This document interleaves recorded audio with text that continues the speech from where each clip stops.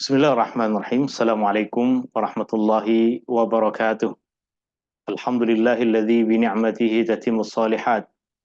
Alladzi hadana li hadza wa ma kunna linahtadiya laula an hadanallah. Asyhadu an la ilaha illallah wahdahu la syarika lah wa asyhadu anna Muhammadan abduhu wa rasuluh. Allahumma shalli ala Muhammad wa ala ali Muhammad kama shallaita ala ali Ibrahim innaka Hamidum Majid. Allahumma barik ala Muhammad wa ala ali Muhammad kama barakta ala ali Ibrahim innaka Hamidum Majid. Subhanaka la ilma lana illa ma 'allamtana innaka antal alimul hakim.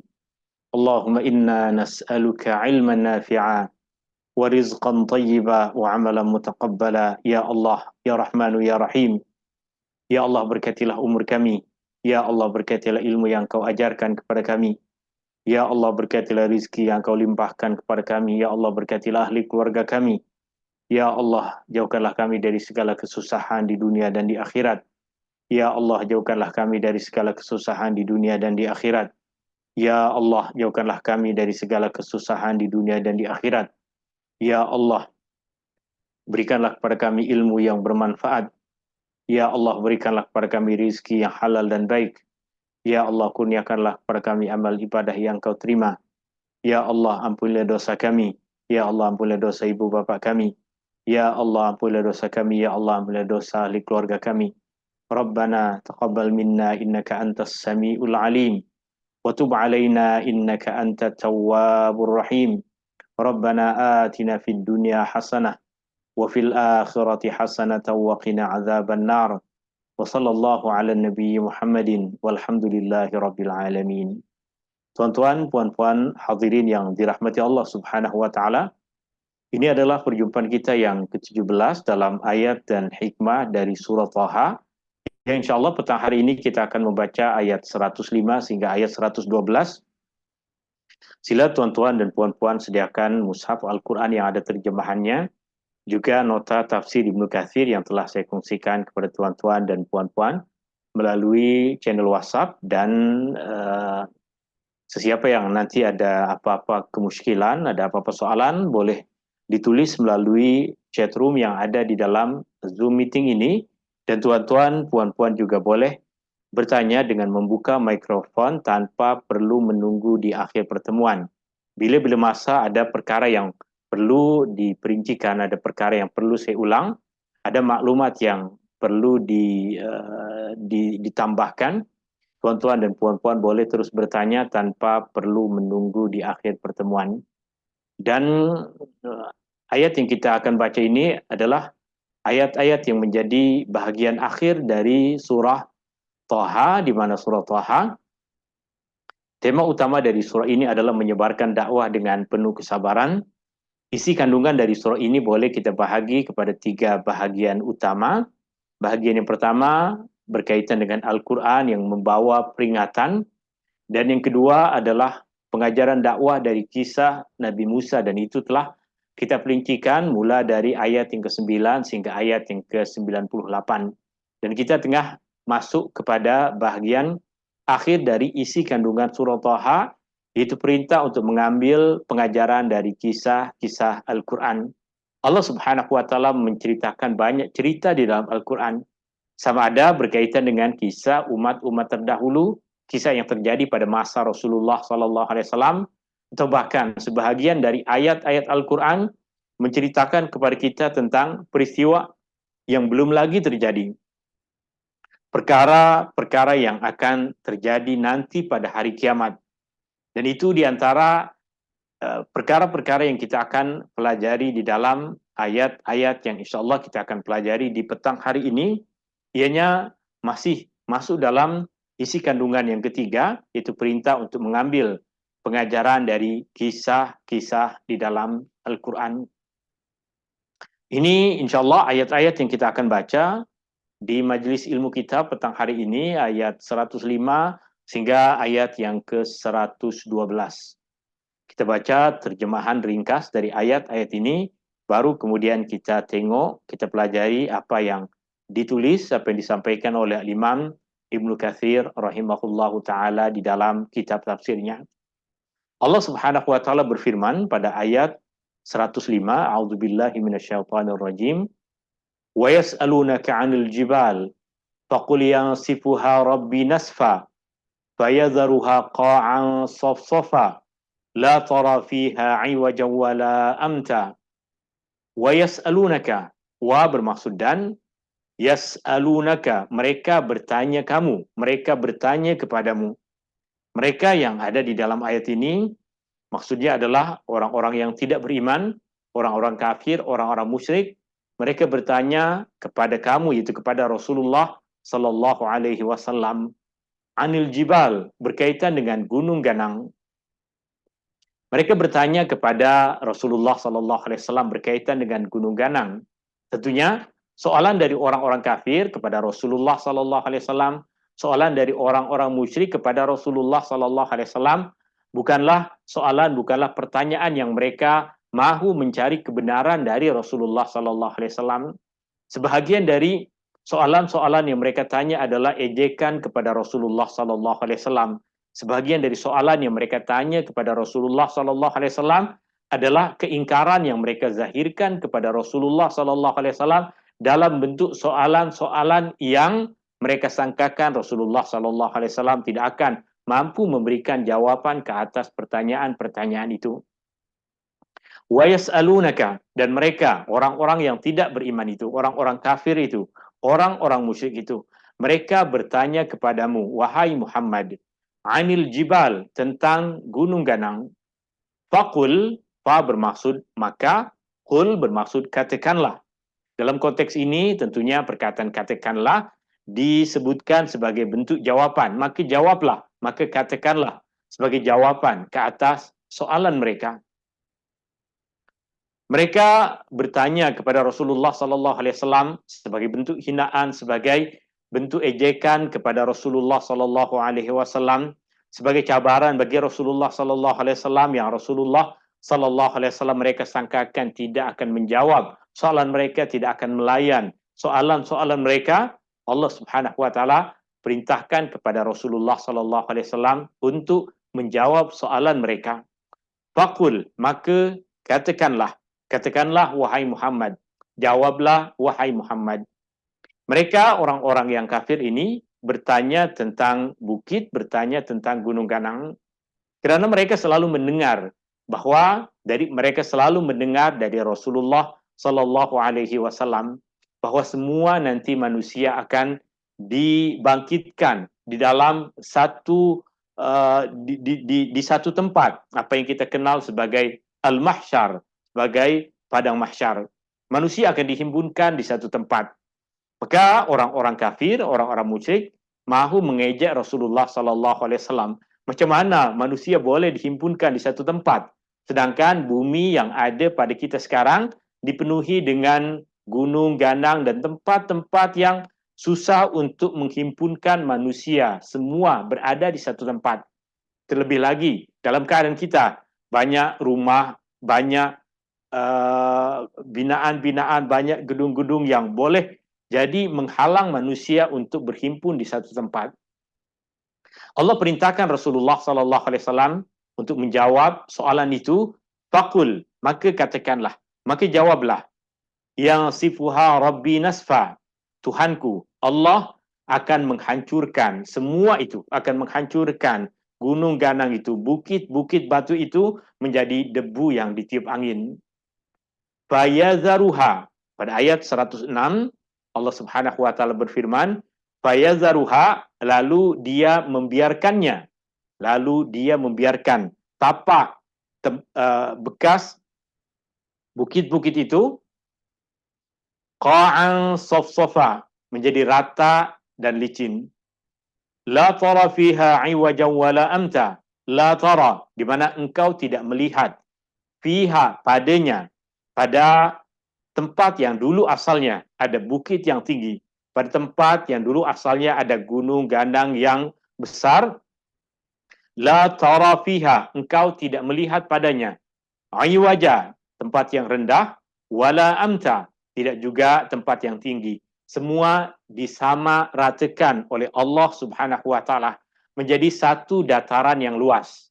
Allah Subhanahu wa taala luaskan untuk Allah Subhanahu wa taala bangkitkan umat manusia pada hari kiamat nanti, dan Allah Subhanahu wa taala himpunkan mereka di satu tempat yang sama. Al-Imam Ibnu Katsir kemudian mula memberikan perincian kepada kita berkaitan dengan ayat-ayat ini. Pada permulaan ayat yang Allah Subhanahu wa taala berfirman, "Wa yas'alunaka 'anil jibal," dan mereka orang-orang yang tidak beriman itu bertanya kepadamu wahai Muhammad tentang jibal, tentang bukit, tentang gunung ganang. Maksudnya adalah, adakah gunung ganang itu masih wujud pada hari kiamat nanti atau ianya akan dibinasakan oleh Allah Subhanahu wa taala? Maka Allah Subhanahu wa taala memerintahkan Rasulullah sallallahu alaihi wasallam untuk menjawab soalan mereka, faqul, maka katakanlah, maka jawablah, yang sifuha rabbi nasfa, Tuhanku akan menghancurkannya sama seperti debu yang ditiup angin. Ini bermaksud, kata Al-Imam Ibnu Katsir rahimahullahu taala, gunung ganang akan dihancurkan, dibinasakan oleh Allah Subhanahu wa taala dari tempatnya masing-masing. Fayazaruha qa'an safsafa. Lalu dia membiarkan tapak gunung ganang itu di bumi. Allah Subhanahu wa taala biarkan tempat yang asalnya dahulu ada bukit, tempat yang dahulu ada gunung ganang menjadi rata dan licin. Al-Imam Ibnu Katsir mengatakan, maksudnya adalah bumi akan menjadi satu hamparan. Itu yang kemudian nanti kita kenal sebagai Al-Mahsyar, negeri ataupun tempat di mana Allah Subhanahu wa taala akan himpunkan manusia.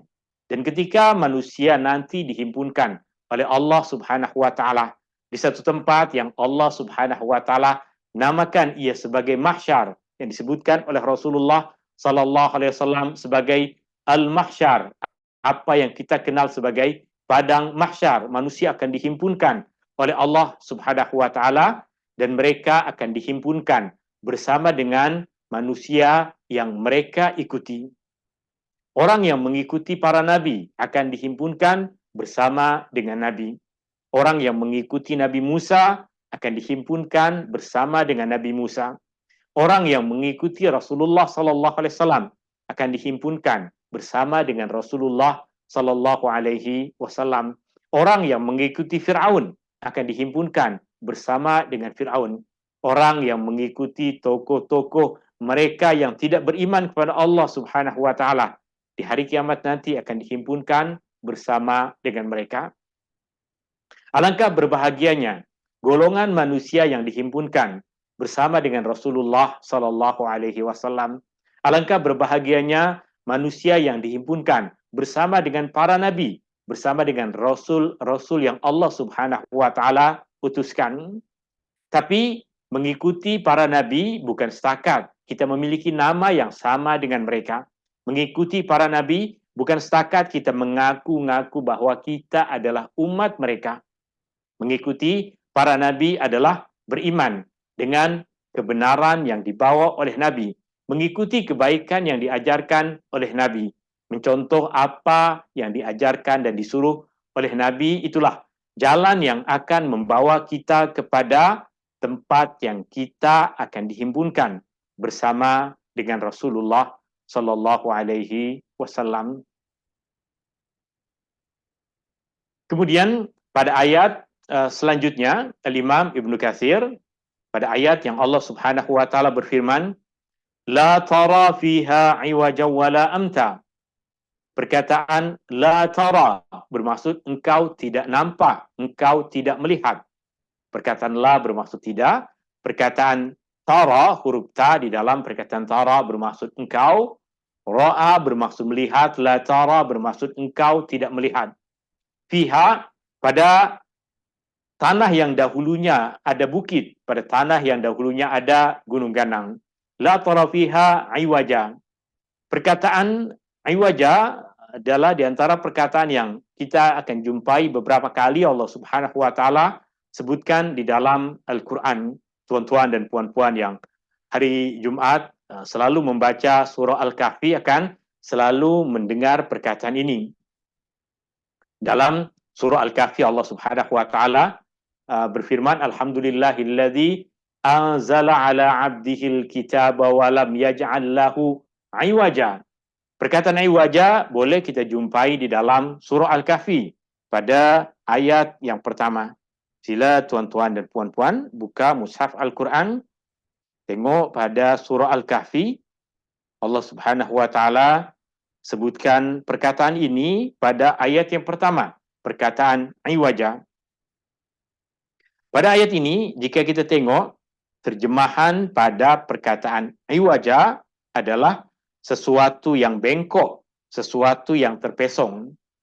Pada ayat ini, ianya diterjemahkan dengan maksud rendah, dan perkataan amta diterjemahkan dengan maksud tinggi. Hakikatnya, perkataan iwaja yang ada pada ayat ini maksudnya sama dengan perkataan iwaja yang kita jumpai pada ayat pertama surah Al-Kahfi. Artinya, ketika kita terjemahkan apa yang ada di dalam ayat ini, kata perkata, maka perkataan la tara bermaksud engkau tidak melihat. Fiha bermaksud padanya, pada tanah yang dahulu asalnya pada ayat sebelumnya ada gunung ganang. La tara fiha iwaja, engkau tidak melihat padanya sesuatu yang bengkok. Maknanya ia adalah sesuatu yang rata. Kerana ia adalah sesuatu yang rata, maka untuk mempercantik terjemahan, ia diterjemahkan dengan maksud tiada yang rendah dan tiada yang tinggi. Artinya, yang kau nampak adalah satu padang yang rata, satu dataran yang Allah Subhanahu wa taala luaskan, Allah Subhanahu wa taala hamparkan, dan Allah Subhanahu wa taala perlihatkan kepada manusia kekuasaan Allah yang besar. Pada tempat-tempat yang dahulu ada gunung gandang, ada bukit yang tinggi, ada lembah yang rendah, sekarang menjadi tempat yang lurus, menjadi tempat yang rata, dan la tara fiha iwajan wala amta. Imam Ibnu Katsir kemudian mengatakan, maksudnya pada hari itu kamu tidak akan melihat lembah, bukit maupun tanah yang rendah ataupun tanah yang tinggi di bumi ini. Semua telah diratakan oleh Allah Subhanahu wa taala. Semua telah dijadikan oleh Allah Subhanahu wa taala dataran yang luas di mana manusia dihimpunkan di situ pada hari kiamat nanti di tempat yang kita kenal dengan nama Al-Mahsyar. Dan apa yang disebutkan oleh Imam Ibnu Katsir di sini, beliau riwayatkan dari sahabat Nabi sallallahu alaihi wasallam Ibnu Abbas, juga dari beberapa tokoh ulama tabi'in seperti Ikrimah, Mujahid, Al-Hasan Al-Basri, Ad-Dhahhak, Qatadah, dan beberapa ulama-ulama, tokoh-tokoh ulama dari generasi awal dahulu. Ayat 108, Allah Subhanahu wa taala berfirman, "Yauma idzi yattabi'una ad-da'iya la 'iwaja lahu wa khashatil aswatu lirrahmani fala tasma'u illa hamsa." Yauma idzin, pada hari itu. Yauma idzin, pada hari itu. Pada hari apa? Pada hari di mana manusia dibangkitkan dan dihimpunkan oleh Allah Subhanahu wa taala di mahsyar, pada hari kebangkitan itu, pada hari kiamat itu. Yauma idzin yattabi'una, mereka menurut, mereka akan mengikuti ad-da'iya, mengikuti jika kita terjemahkan dengan maksud orang, dia bukan orang, mengikuti malaikat yang memanggil, menyeru mereka. Yauma idzi yattabi'una ad-da'iya la 'iwaja lahu. Pada hari itu mereka menurut. Ad-da'iya di sini diterjemahkan dengan maksud seruan pemanggil yang menyeru mereka. Ad-da'i, perkataan da'i masuk dalam bahasa Melayu menjadi da'i, menjadi pendakwah. Artinya dalam konteks bahasa kita, perkataan da'i diterjemahkan dengan maksud pendakwah, orang yang berceramah, orang yang menyeru kepada kebaikan. Tapi asal dari perkataan da'i adalah yang menyeru. Sama ada yang menyeru itu adalah manusia atau malaikat ataupun selain dari mereka. Tentunya dalam ayat ini Allah Subhanahu wa taala menggambarkan tentang keadaan manusia pada ketika itu, yang mereka mudah untuk menyambut seruan yang dibawa oleh para malaikat. Para malaikat menyuruh mereka untuk pergi ke kanan, mereka akan pergi ke kanan. Para malaikat menyuruh mereka untuk pergi ke kiri, mereka akan pergi ke kiri. Para malaikat akan menyuruh mereka untuk berjalan lurus ke hadapan, maka mereka akan berjalan lurus ke hadapan. Para malaikat tadi, mereka hanya menyampaikan perintah Allah. Allah suruh para malaikat untuk memanggil, untuk menyeru umat manusia agar bergerak dari satu tempat kepada tempat yang lain. Allah Subhanahu wa taala menceritakan tentang para malaikat yang diperintahkan oleh Allah Subhanahu wa taala untuk menyeru manusia pada hari kiamat nanti, untuk mereka bergerak berpindah dari satu tempat ke tempat yang lain untuk berhimpun di tempat-tempat yang mereka telah ditentukan oleh Allah Subhanahu wa taala. Dan mereka pada ketika itu mudah sekali bagi mereka untuk mengikut arahan. Mudah sekali bagi mereka. Senang sekali bagi mereka untuk mengikuti arahan dari Allah Subhanahu wa taala. Allah suruh para malaikat untuk menyeru mereka, mereka diseru, maka mereka kemudian turut ikut mengikuti apa yang disuruh oleh para malaikat. Seandainya saja keadaan manusia di dunia sama seperti itu, Allah turunkan wahyu melalui malaikat menyeru manusia untuk beribadah kepada Allah, lalu manusia beribadah kepada Allah, maka keadaan manusia akan jadi mudah. Tapi tidak, manusia di dunia susah untuk mendengar seruan dari Allah, sedangkan di akhirat nanti mereka baru mudah untuk mendengar, untuk menjawab seruan dari para malaikat yang diperintahkan oleh Allah untuk menyeru mereka. Maka kita, umat Rasulullah sallallahu alaihi wasallam, kita diajarkan oleh Allah Subhanahu wa taala untuk membaca satu zikir, untuk membaca satu doa, yang dalam zikir tersebut, dalam doa itu, kita diajarkan oleh Allah Subhanahu wa taala untuk menjadi bahagian dari orang-orang yang menyambut seruan orang yang menyeru semasa kita masih hidup di dunia, agar kita tidak sama keadaan dengan mereka yang hanya turut, yang hanya ikut ketika sudah sampai pada keadaan di padang mahsyar. Di dunia tak mahu menurut, di dunia tak mahu ikut orang yang menyeru kepada Allah. Kita umat Rasulullah sallallahu alaihi wasallam, Allah Subhanahu wa taala ajarkan kepada kita zikir, Allah Subhanahu wa taala ajarkan kepada kita doa yang mengajarkan kepada kita untuk kita berikrar agar kita sentiasa mengikuti orang yang menyeru kita kepada Allah Subhanahu wa taala. Zikir itu sentiasa dilazimi, dibaca oleh Rasulullah sallallahu alaihi wasallam. Ianya boleh kita jumpai pada bahagian akhir dari surah Ali Imran. Pada bahagian akhir dari surah Ali Imran. Dan tuan-tuan dan puan-puan tahu bahwa ayat-ayat terakhir dari surah Ali Imran ini adalah di antara ayat-ayat yang Rasulullah SAW galakkan kita untuk banyak membacanya, khususnya di malam hari. Ianya boleh kita baca mula dari ayat 190, tapi kita nak fokuskan kepada apa yang tadi kita sebutkan, bahwa kita diajarkan untuk sentiasa berikrar bahwa kita akan sentiasa mengikuti orang yang menyeru kita kepada kebaikan, orang yang menyeru kita kepada Allah Subhanahu wa taala. Ianya ada pada ayat yang ke-193 dari surah Ali Imran. Ya, ada pada muka surat 75, di mana Allah Subhanahu wa taala ajarkan kepada kita satu doa, satu ikrar, satu seruan. Di sini, Rabbana innana sami'na munadiya yunadi lil imani an aminu bi rabbikum fa amanna rabbana faghfir lana dhunubana wa kaffir 'anna sayyi'atina wa tawaffana ma'al abrar. Rabbana yang bermaksud Tuhan kami atau wahai Tuhan kami, innana sami'na, sesungguhnya kami telah mendengar, munadiya yunadi lil iman, seorang pendakwah, seorang penyeru yang menyeru kami kepada keimanan. Kami dah mendengar seruan dari Rasulullah sallallahu alaihi wasallam yang menyeru kami kepada kebenaran, yang menyeru kami kepada keimanan.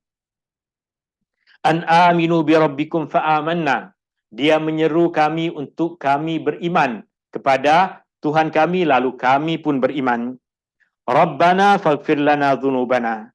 Wahai Tuhan kami, maka berikanlah ampunan untuk kami akan dosa-dosa kami.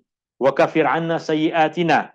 Hapuslah kesalahan-kesalahan kami.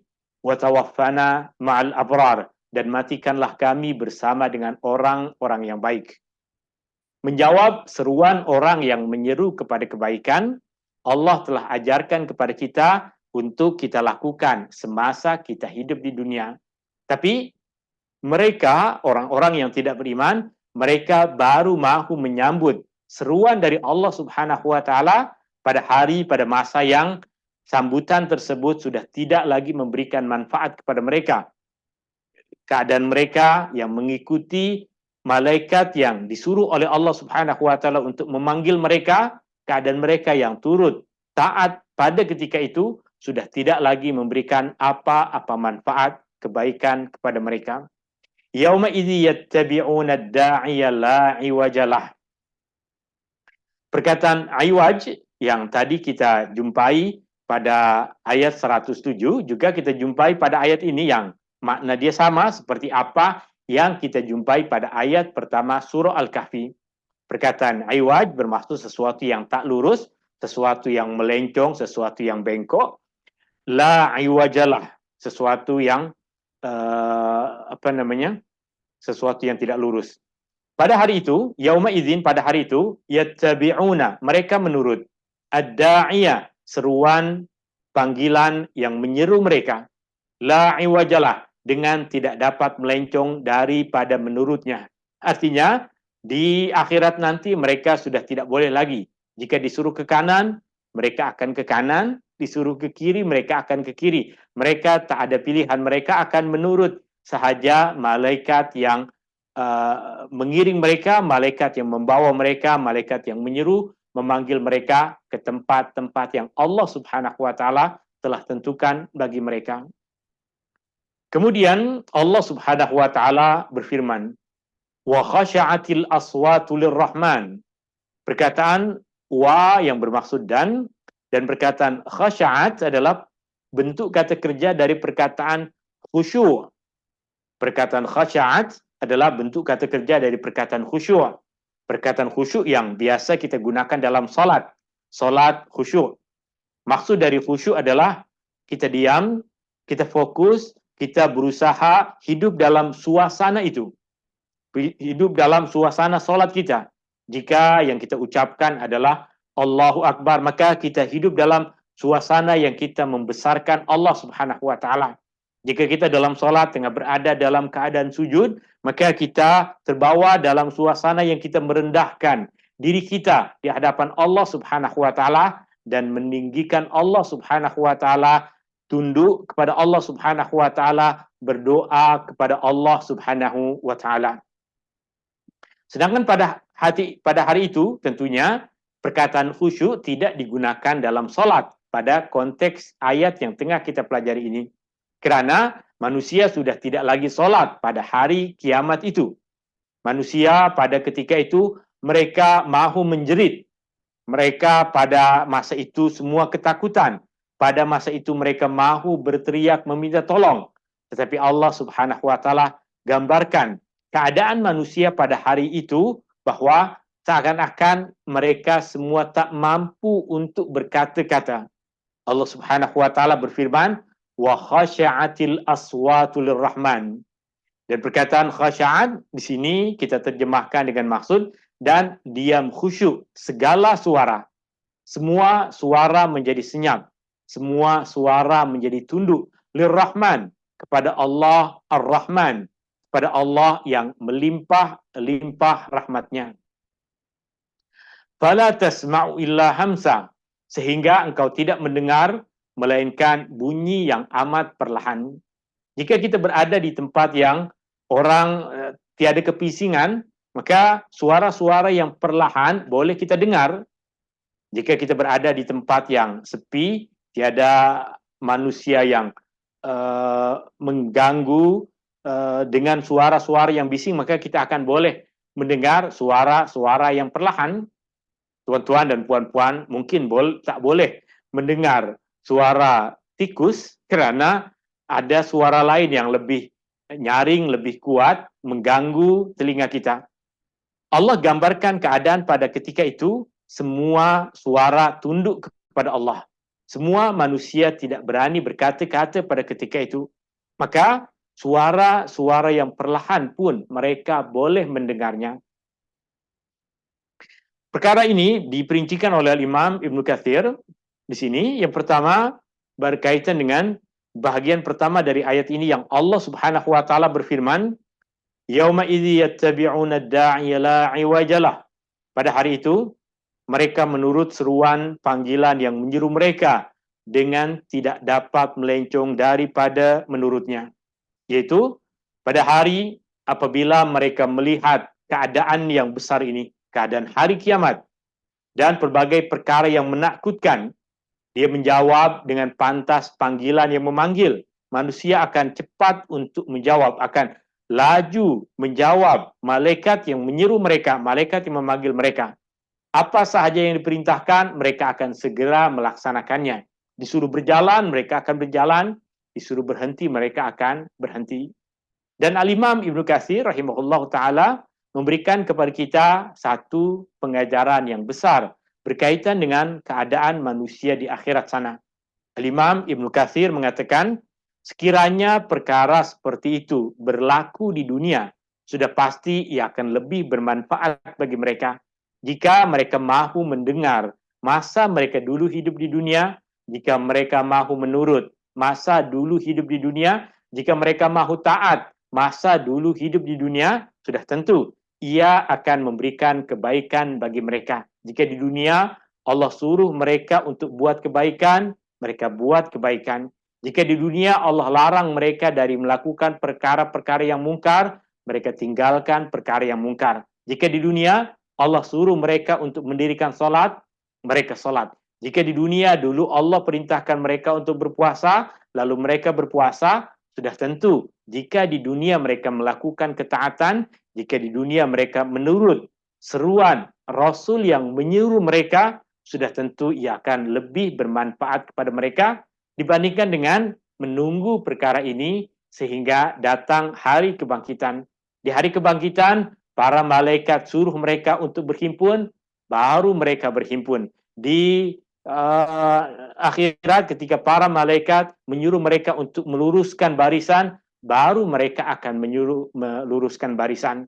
Semasa di dunia dahulu, Allah Subhanahu wa taala menyeru mereka untuk datang ke rumah-rumah Allah, mereka tidak menyambut seruan Allah. Di dunia dahulu diperintahkan untuk mereka meluruskan barisan mereka dalam solat, mereka tidak pun pergi ke masjid untuk mendirikan solat, untuk meluruskan barisan mereka semasa mereka hidup di dunia. Maka nasihat yang cantik dari Al-Imam Ibn Katsir, sekiranya perkara seperti itu berlaku di dunia, sudah pasti ia akan lebih bermanfaat bagi mereka. Wa khasha'atil aswatu lirrahman, dan khusyuklah segala suara kepada Allah yang melimpah-limpah rahmatnya. Al-Imam Ibn Katsir tuliskan kepada kita apa yang diriwayatkan dari sahabat Nabi sallallahu alaihi wasallam Abdullah bin Abbas radhiyallahu anhuma, menyatakan bahwa semua suara diam, dan perkara yang sama juga dinyatakan oleh As-Suddi. Fala tasma'u illa hamsa, sehingga engkau tidak mendengar melainkan bunyi yang amat perlahan. Sa'id bin Jubair berkata, Dan Sa'id bin Jubair adalah murid kepada sahabat Nabi Sallallahu Alaihi Wasallam Abdullah bin Abbas, dan dia juga banyak belajar kepada beberapa orang sahabat yang lain. Sa'id bin Jubair di antara tokoh terkemuka di antara kalangan tabi'in, orang-orang yang menjadi murid kepada para sahabat Nabi Sallallahu Alaihi Wasallam. Sa'id bin Jubair berkata, yaitu bercakap perlahan dan suara langkah kaki. Bahkan orang yang berbisik pun mereka boleh mendengarnya. Suara langkah kaki mereka pun mereka boleh mendengarnya. Padahal mereka pada masa itu mereka tidak memakai apa-apa kasut, mereka tidak memakai apa-apa slipper, mereka akan bertelanjang kaki, tetapi suara dari langkah mereka pun mereka boleh mendengarnya. Ayat 109 dan 110 menceritakan kepada kita tentang dua perkara yang besar. Perkara yang kedua adalah berkaitan dengan luasnya ilmu Allah Subhanahu wa taala. Allah mengetahui segalanya. Allah mengetahui apa yang tersembunyi bagi kita, apa yang nampak nyata bagi kita. Allah mengetahui apa yang telah berlalu, apa yang akan datang. Allah mengetahui segalanya. Dan perkara utama yang ada pada ayat ini adalah syafaat yang Allah Subhanahu wa taala izinkan kepada sebahagian orang di akhirat nanti. Di sini Allah Subhanahu wa taala berfirman, "Yauma idzil la tanfa'u syafa'atu illa man adzina lahur rahman, illa man adzina lahur rahman wa radiya lahu qawla, ya'lamu ma baina aydihim wa ma khalfahum wala yuhituna bihi ilma." Yauma idzin, pada hari itu, la tanfa'u syafa'ah, syafaat tidak berfaedah, syafaat tidak akan bermanfaat. Illa man adzina lahur rahman, melainkan dari orang yang diizinkan oleh Allah Ar-Rahman, melainkan orang-orang yang diperkenankan oleh Allah Subhanahu wa taala untuk mereka memberikan syafaat, melainkan orang-orang yang diperkenankan oleh Allah yang maha melimpah segala rahmatnya, melainkan mereka yang diperkenankan oleh Allah Subhanahu wa taala untuk memberikan syafaat. Syafaat adalah doa permohonan kepada Allah Subhanahu wa taala. Di dunia, jika kita mendoakan kebaikan kepada orang lain, ianya dinamakan doa. Tetapi di akhirat nanti, doa yang kita pohon untuk orang lain dinamakan syafaat. Di dunia, sesiapa sahaja boleh berdoa. Kita boleh berdoa untuk kebaikan diri kita sendiri, kita juga boleh berdoa untuk kebaikan orang lain. Jika kita berdoa untuk kebaikan orang lain, maka kebaikan tersebut boleh Allah Subhanahu wa taala berikan kebaikannya kepada orang yang kita doakan. Jika kita berdoa agar Allah Subhanahu wa taala memberikan kesembuhan kepada seseorang, Allah Subhanahu wa taala boleh memberikan kesembuhan kepada orang yang kita doakan itu. Jika kita berdoa agar Allah Subhanahu wa taala memberikan ampunan kepada seseorang, sama ada orang yang masih hidup ataupun orang yang telah mati, maka jika Allah perkenankan doa kita, maka Allah akan memberikan ampunan kepada orang yang kita berdoa kepada Allah untuk Allah memberikan ampunan kepadanya. Doa untuk orang lain di dunia dinamakan doa, dan sesiapa sahaja di dunia diperintahkan untuk berdoa, dan sesiapa sahaja di dunia digalakkan untuk berdoa, dan sesiapa sahaja di dunia boleh berdoa. Tetapi di akhirat nanti semua manusia diperintahkan oleh Allah Subhanahu wa taala untuk diam. Semua manusia tunduk dan diam. Yang diperkenankan oleh Allah Subhanahu wa taala hanyalah orang-orang tertentu sahaja. Maka mereka akan berdoa kepada Allah. Mereka berdoa kepada Allah Subhanahu wa taala pada hari kiamat itu untuk Allah Subhanahu wa taala memberikan ampunan kepada manusia, untuk Allah Subhanahu wa taala meninggikan darjah manusia, yang tentunya orang-orang yang diperkenankan untuk memberikan syafaat kepada manusia, di antaranya yang paling utama adalah Rasulullah sallallahu alaihi wasallam. Maka sekarang kita telah pun mengetahui bahwa syafaat adalah doa. Di dunia ia kita kenal sebagai doa, tapi di akhirat ia dikenal dengan nama syafaat. Dan perbezaannya adalah di dunia siapa sahaja boleh berdoa, sedangkan di akhirat illa man adzina lahur rahman, hanya orang yang diperkenankan oleh Allah, hanya orang yang diperkenankan oleh Allah Ar-Rahman.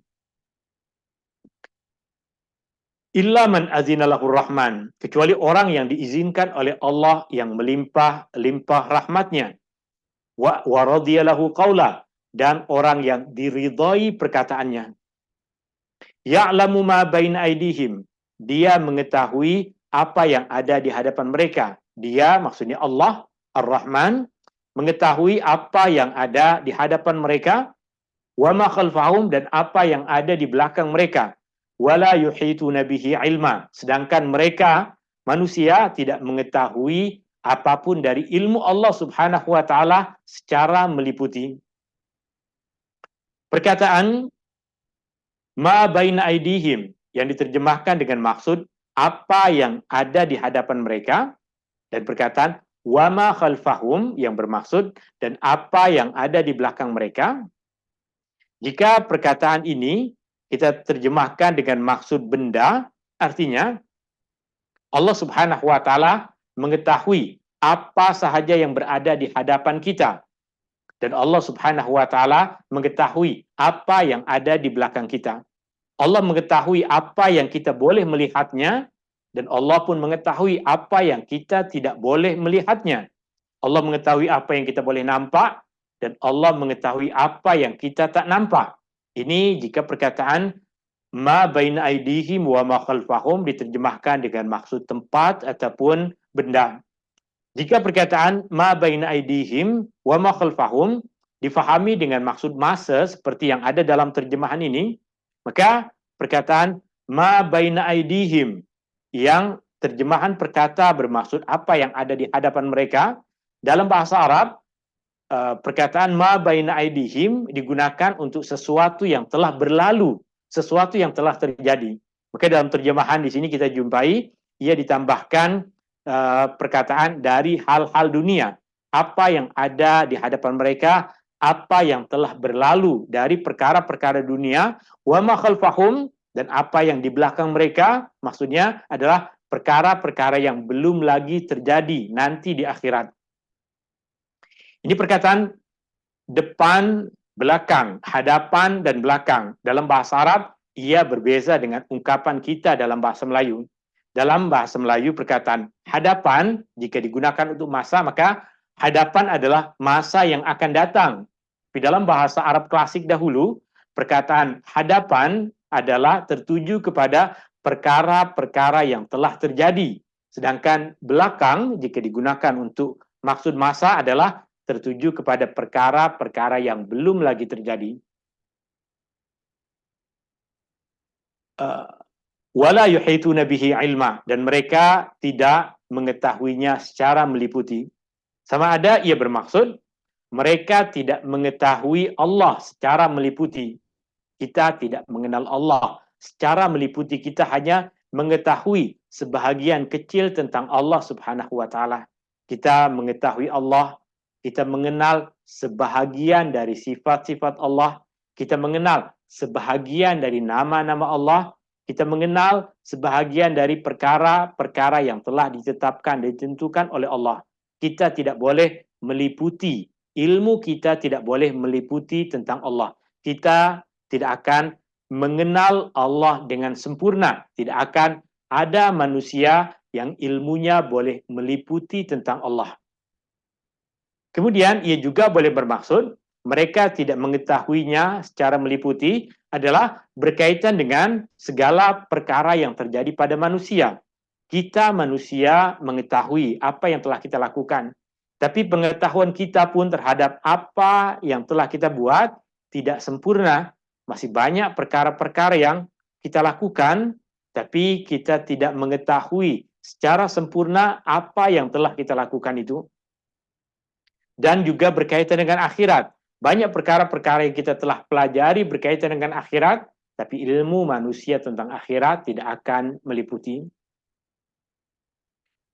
Pada ayat ini, yauma idzil la tanfa'u syafa'atu illa man adzina lahu ar-rahmanu wa radiya lahu qawla.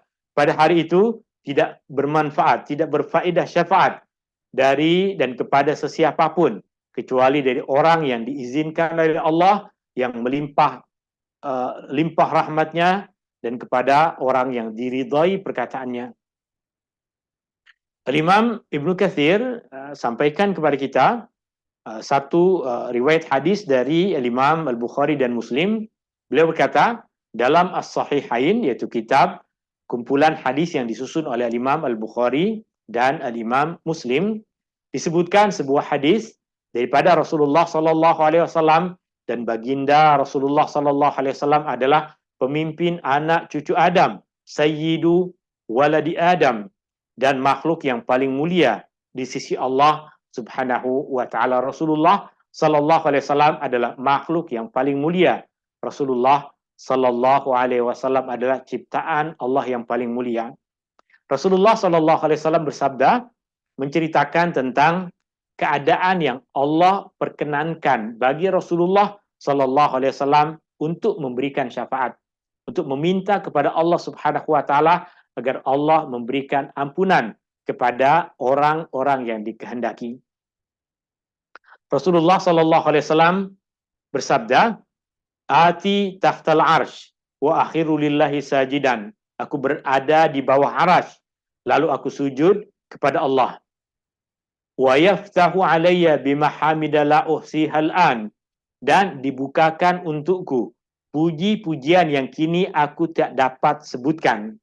Maksudnya adalah Allah Subhanahu wa taala mengilhamkan kepada Rasulullah sallallahu alaihi wasallam bacaan puji-pujian yang sangat banyak ketika Allah Subhanahu wa taala memperkenankan Rasulullah sallallahu alaihi wasallam di hari kiamat nanti untuk sujud kepada Allah Subhanahu wa taala. Banyak puji-pujian yang dibaca oleh Rasulullah sallallahu alaihi wasallam, tapi Rasulullah sallallahu alaihi wasallam mengatakan, aku pun tak ingat apa puji-pujian yang diajarkan oleh Allah Subhanahu wa taala itu. Fayada'uni ma syaa an yada'ani. Lalu Allah Subhanahu wa taala membiarkanku menurut apa yang Allah kehendaki.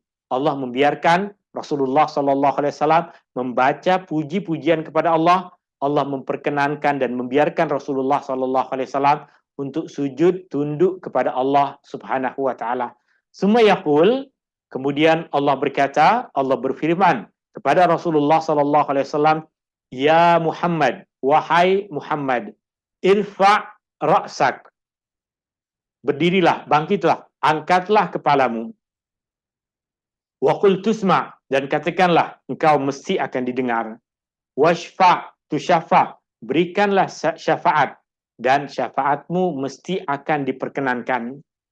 Fayahuddu li haddan. Lalu Allah Subhanahu wa taala memberikan batasan-batasan kepada Rasulullah sallallahu alaihi wasallam, yang maksudnya adalah batasan-batasan siapa sahaja orang yang boleh mendapatkan syafaat dari Rasulullah sallallahu alaihi wasallam. Apa saja kriteria orang-orang yang layak untuk mendapatkan syafaat dari Rasulullah sallallahu alaihi wasallam. Allah sahaja yang berkuasa untuk memberikan batasan kepada Rasulullah sallallahu alaihi wasallam. Ya tentunya karena ada batasan-batasan itu, maka Rasulullah sallallahu alaihi wasallam tidak memberikan syafaat kepada semua umat manusia. Rasulullah tidak memberikan syafaat kepada Fir'aun.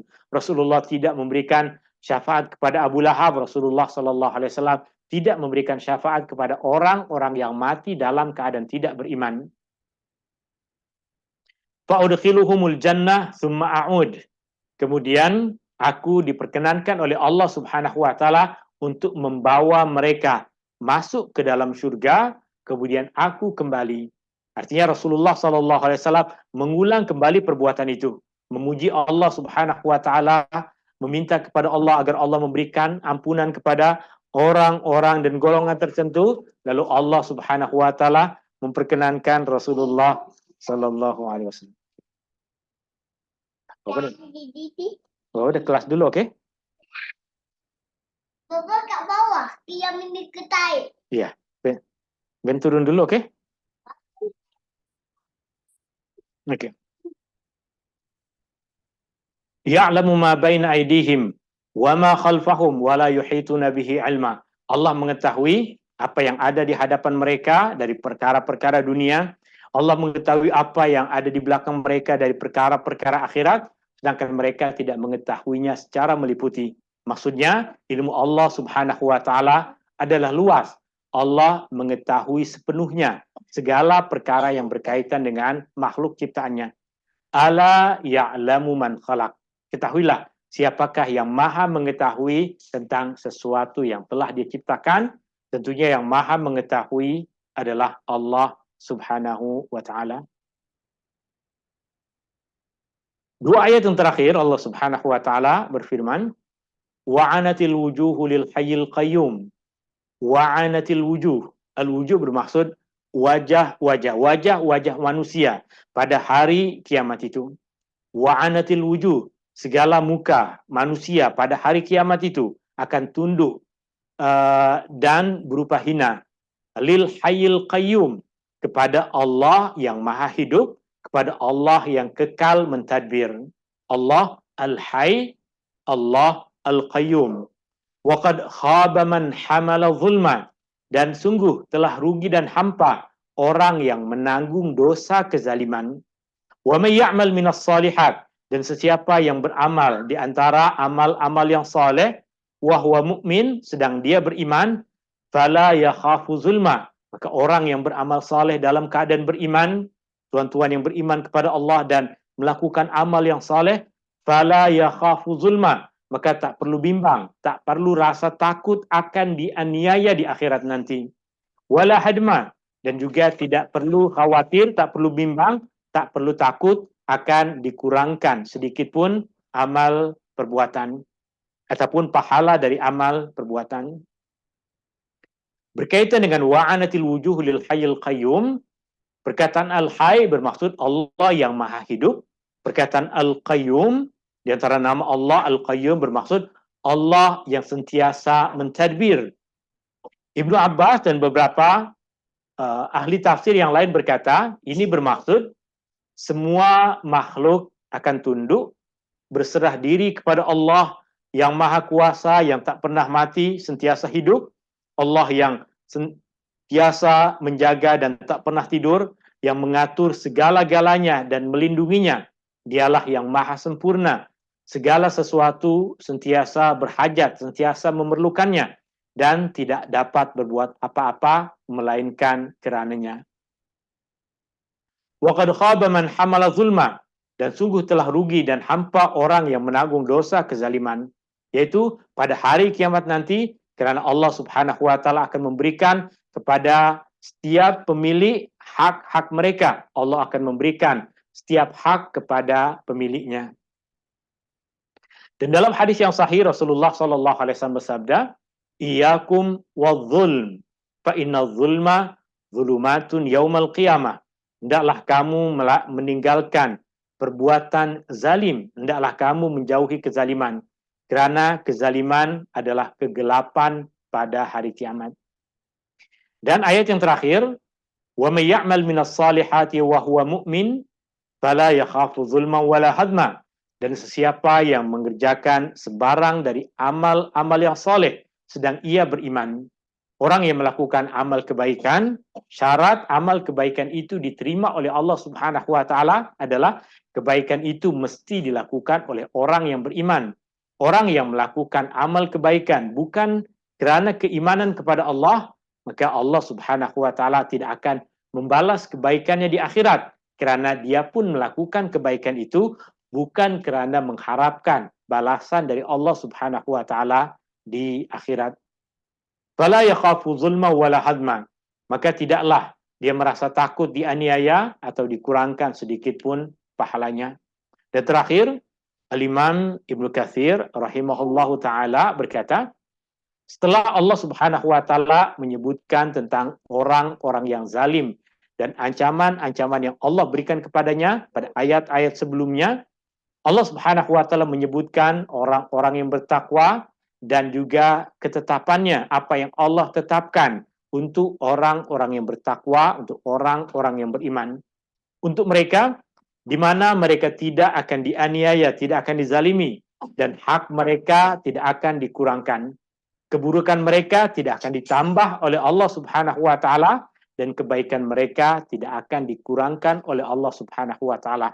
Faman ya'mal mithqala dzarratin khairan yarah. Sesiapa yang melakukan kebaikan meskipun sebesar zarah, dia akan melihat balasannya dari Allah Subhanahu wa taala.